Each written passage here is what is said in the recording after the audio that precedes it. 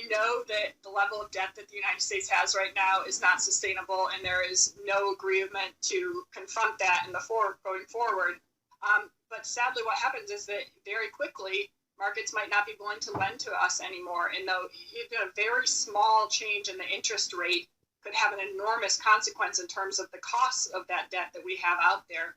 And when that starts cycling out of control and interest rates spike, then you have to raise taxes massively, you have to cut services massively, and it really is a downward cycle. We've seen from the past stimulus measures that most Americans are actually saving that money and paying down credit card debt. And those are great things for people to be doing, but not when it takes new debt for the government and we're just putting this on the backs of children. And so I think that's the biggest concern is, when does this all start affecting our economy and our ability to borrow money in the future? When does the pandemic transition over instead to a financial crisis that could be even more difficult to dig our way out of? What we're talking about now is just the level of debt we have and the fact that politicians on neither side are willing to say that we need to confront this. Even before COVID, we were running trillion-dollar deficits into the future, and this was not sustainable to begin with.